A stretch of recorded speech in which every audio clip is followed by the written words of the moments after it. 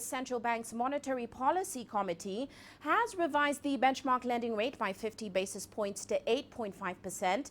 Now, this is the first measure to be implemented by the committee, which is aimed at bolstering suppressed growth in the country. Recently, Kenya's Reserve Bank lifted the cap on commercial interest rates in a move meant to revive the shrinking credit access to the private sector.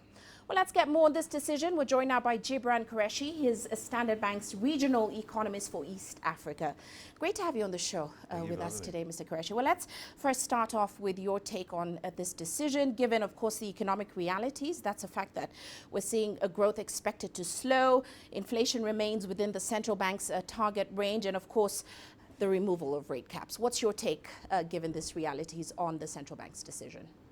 I mean, if you look at the central bank's statement from September, the forward guidance was quite clear that they were looking for a justification to reduce rates. One could have been because growth is very weak, as you said. The other one was the central bank believes that fiscal policy is going to be contractionary. But of course, the main reason we think they actually were encouraged to actually cut the key policy rate was because the interest rate cap was repealed. So I think that transmission effectiveness, which was a challenge before, may not be a challenge going forward, which is why I think it emboldened them. But of course, a lot of other concerns on the horizons, especially on the fiscal side. Well, we are seeing private sector credit growth actually showing signs of recovery post the removal of that rate cap. Now, given the MPC's decision and of course this fact, do you expect to see commercial banks sort of changing how they approach lending rates going forward? I think so. I think if you look at private sector credit growth as a metric alone, we're at about 6-7% year on year. I think because existing loans have to be fixed at the old contract, which is CBR plus 4%, right. I think banks will have an incentive to extend new credit. So yes, we will see it pick up.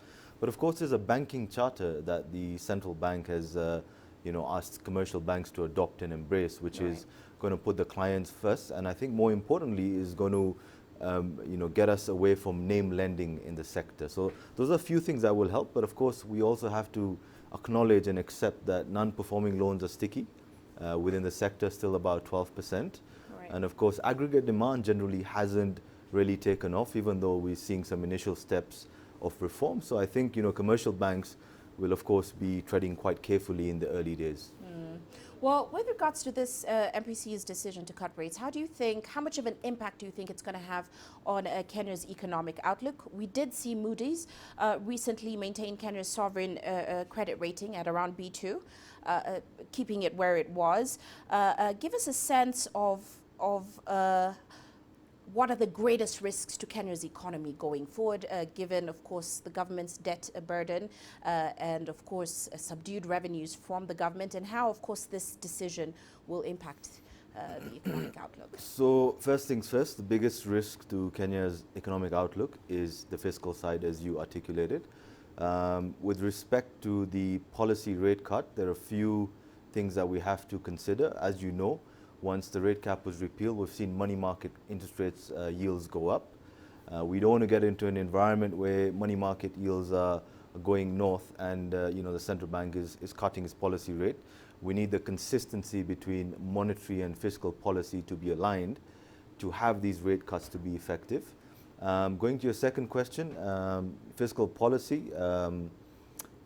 Is it a revenue problem? Is it an expenditure problem? Is it both? I think it's probably both. We just need to learn to find value for money if we're not going to be apologetic for infrastructure spending.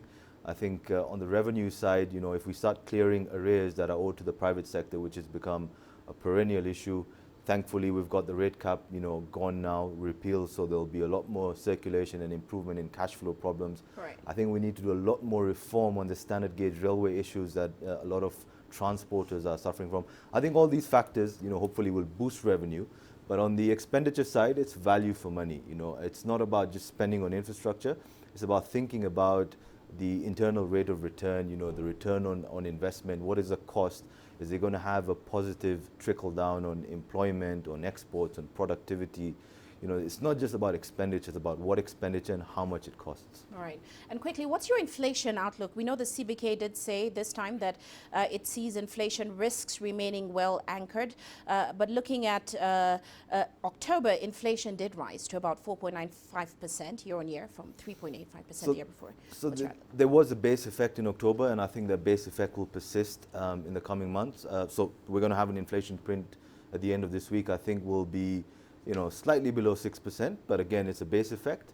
The rains look very good. They've come in quite early, the short rains. So I think we will probably see inflation, in my view, fall from about March next year, which is when I think the central bank will cut rates again. Right. But I think because of base effects and because of the seasonal dry spell that we are getting into, you will see slightly elevated food prices in the near term. But I don't think there's any underlying risks to inflation. So core inflation, demand-driven inflations are very muted right now. Right. Well, we do have to leave it there, but thank you so much for joining us in the studio.